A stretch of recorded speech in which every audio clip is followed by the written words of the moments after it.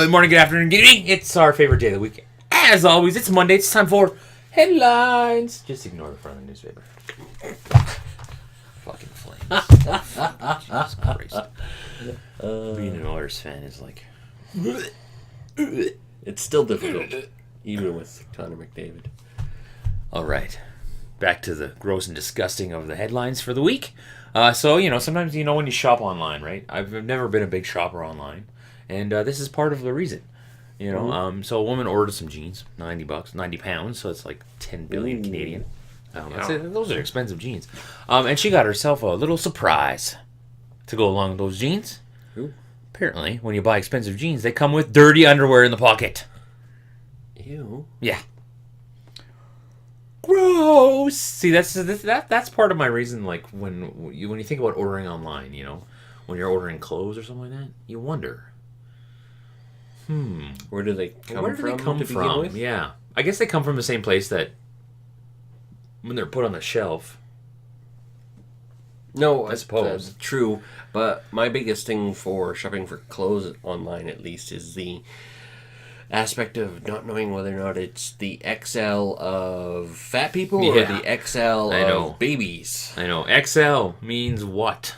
Yeah, so that's my biggest thing about shopping for clothes online. Like electronics, fine, whatever. But also online, you don't get the deals. Or at least, I've never seen deals online. It's always whenever you go into a store, sale, this much off. Right? That's the funny thing, eh? Whenever, especially grocery stores, you walk into a store, and it's like, you say you go to Walmart, chips, 4 for $10, and it's not, and it's going on forever. No. It never does. It never stops. No. Oh, I see it. Oh, really? I've never seen it stop. Every time I go to Walmart, it's like 2 for $5. I'm like, why don't you just make your chips $2.50? And then because people that buy one bag have to pay. Yeah, they have to pay $3. Yeah. It makes you buy more. I get what they're doing, but it's like I always buy two anyways. Like that sale never happens all the time. Oh, really? Well, yeah. No, at the one we go to, it happens all the time. Oh, okay. All the time. Okay. It's on one brand or another. It's always on. Yeah, but I only ever buy brands. the one brand. The other brand I never buy. I buy Lay's. I like Lay's. Yeah, I like Lay's too, actually. So. Go check out our Lay's video of the new chip flavor. Yes. So the Thailand Prime Minister has given us a new meme. He actually did this. He was scheduled to do a press conference, and he brought with him a life-size cardboard cutout. Put it in front of the microphone stand and said, "If you want to ask questions, talk to him," and walked away. Love it. And there's video proof of this. This was a real press conference with state media and everything in it. It's hilarious. I guess this guy doesn't really like to talk to the press. And it's not the first time he's done something similar to this, but just life-size cardboard cutout. I can understand why, because, when you watch press conferences or in anything, all the press does is ask the same question. They just ask in a different they don't in a different form. It's like, did you even just hear what the person said? And then you get just the stoic answers, And then when you get an answer that's not stoic, it's like the biggest news in the world, and people get mad, or they're like, "This person said this," and you're like, "Well, you want people to say real answers and then talk real, and you throw them under the bus and you chastise them." So finally, somebody stepped in. That's what I think. You know what? When we're our first, I'm just gonna be a cardboard cutout. Boom, talk to him. Well, even the Canadian Prime Minister did the same thing. He sent a whole bunch of cardboard cutouts to the different consulates here in Canada, so people could take selfies with the. Yeah. Oh my God. Mm-hmm. Oh, our politicians are fucking goofs. The toilets in the airplanes are pretty small. Yep. A flight was diverted to Alaska because somebody smeared their poop all over the bathroom. Tried to flush their shirt down the toilet. Because he was mad because the flight was late. And I was like, what the fuck? What's wrong with people? There's been a lot of weird people on planes. Yeah. like, is this like a new phenomenon, or is it just we're hearing about it because of the news? Or did they change the drug concoction inside the plane that made some people a little bit more crazy? I don't get it. You know, number one, why would you pick up your own poop? Like, I don't ever think when I see my shit in the toilet, go, you know, maybe I'm gonna pick it up and throw it all over the wall. I think other weird things when I poop. Yes, we do.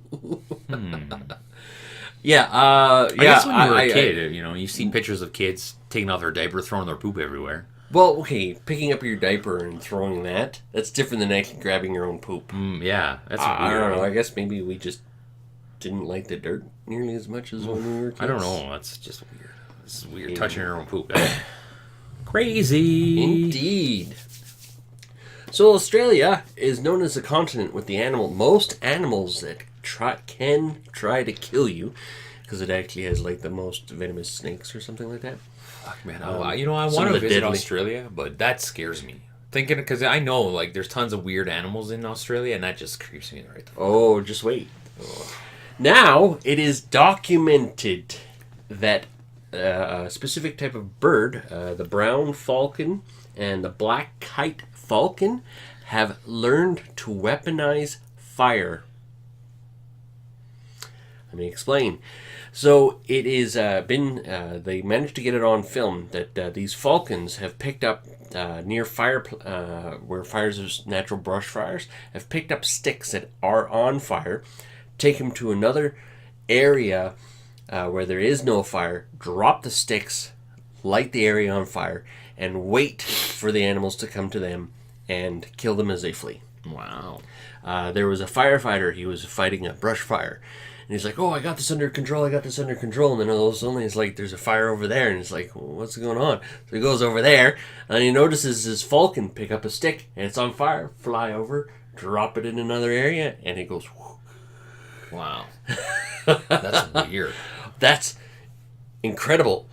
That's neat. I love when you see like evolution like that. That's so cool. Like that is so actually. Cool. I thought that was actually really neat, but it's scary. It's not cool because maybe the birds are going to take over the world, but it's cool to see. That's why I said they've managed to figure out how to weaponize fire, and mankind became mankind once they realized that fire is important. Yeah. Right. Because fire was the first invention. The wheel was the second invention. Two of the most important things in the human race, and a bird has just figured that out. Oh, lovely. Yeah, a bird president. That's bird doesn't need the wheel, so yeah, birds. They're probably a step ahead of us now. They are. Well, from a warm climate to a warm climate that experienced maybe a little bit of something odd, a weird weather phenomenon that usually doesn't happen in warm climates. We live in Canada, so we see snow all the time. All the time. We live in 8 months of snow, and we're like, meh. Here in Calgary, we're like, it's minus 40, meh. Whatever. Well, okay, it's cold. It's cold, we don't necessarily go meh, but we go, yeah. We go, oh, my face hurts. Why does my face hurt? It's like, stop looking in the wind. We sit there and we ask ourselves, why do I live in a place where the weather hurts my face? And then you hear something about Australia. Birds learn how to burn shit down. And you go, well, that's why. Those birds ain't coming up here. No. They're like, nope. No way. Anyways, the Sahara Desert got some snow. Ooh. For the first time. Hold on. It doesn't say first time. This is it's the first time in a long time. Yeah. It was in December. It reached about 1 degree. Ooh, and it got just a little dusting of snow. Just a little bit. So, could you imagine being, like, from a place where you've never seen snow and this stuff just starts falling onto the... So you see, like, in the U.S., like, southern U.S., when they get extreme weather and there's snow, these people, like, freak out. They're like, oh, my God, we got 1 centimeter of snow up here, and we're going... Yeah, okay, I'm wearing shorts. What are you guys complaining about? And they're driving in ditches, and they're closing schools, closing highways, and we're like, okay, I think you're overreacting a little bit, guys. Like, we live in the weirdest weather here in Calgary, I think. I believe so, yeah. We go from 35 freaking degrees in the summertime to minus 45 in the wintertime. Mm-hmm. And just to give a little bit of perspective of just the craziness, is some days we can hit plus 20 and minus 20. We can have a 40-degree swing in temperature. We can drive from one province to another and experience 10 degrees in a day swing. Like, I remember back in the day when I was driving vehicle delivered, I would drive into the mountains. It'd be snowing in like minus 10. And I'd drive back into Calgary. It'd be plus 10. I'm like, what the hell is going on? You know, so like it's just funny when you hear like these things and you're like, "With snow, who cares?" Yeah. It's awesome to see the Sahara Desert of all places to get a little dusting of snow. Here comes the climate changers. No, see that's one thing. Somebody, a well-known writer, author, Rex Murphy, has made this comment. It's no longer global warming. It is now climate change because they cannot explain how the fact that it's so cold. Yeah. Well, yeah, of course. Everything's... Yeah. Anyways. And while we're on the factor of cold, it was so cold in Florida that lizards froze and fell off the trees. That's crazy. But they weren't dead, were they? No. In some cases they were because, the fall will kill you. But for the most part, most of the lizards just hit that... I'm cold. I can't. I saw crocodiles too. They were stuck in the lake. I'm like, that's crazy. And the survival mechanism of crocodiles is they stick their snout out, and that's it. Yeah. They just have a snout out so they can breathe. They're breathing, yeah. And they're basically entering into a form of hibernation. That's crazy, man. Yeah. Yeah, I saw that. I was like, what the fuck? I know. Falling onto the fucking tree. Just like a lizard on the ground like this. Yeah, you're like, I was like, it's so cool. It's sort of like I feel bad for the animals. Well, it is cool. Like, it's neat. Interesting because you never think of that. You're like, oh. Yeah, you never think, how do these animals deal with this type of thing? Yeah. But it wasn't even that cold. But I guess it was cold to them because they're used to it, but it was like 0. Yeah. Maybe just a little bit in the negatives. It was like 0. Yeah. And that's so funny.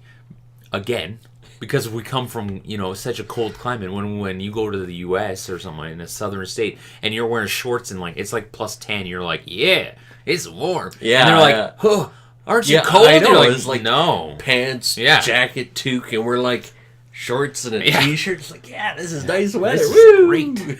Yeah. Yeah. You can always tell the Canadians or the Northerners, like people from Canada, Denmark, Finland, places like that. You can always tell them because it's 15 degrees. Woo, it's warm. Yeah. Yeah. We have here in Canada, we have 2 different kinds of 15 degrees. We have summer 15 degrees. Which is nice. Yeah, actually maybe we have more than that. We have like spring 15 degrees, which is still nice. And then we have a fall 15 degrees where you're like, ooh, cold. That's chilly. Yep. I got to put a jacket on. That's the difference. We need a closet full of outdoor wear. We do actually. At all times. We can't pack it away. We always have at least one heavy coat available, and we'll always have a summer and a toque and gloves. You never pack that shit away. No, ever. It's easily accessible. Yeah.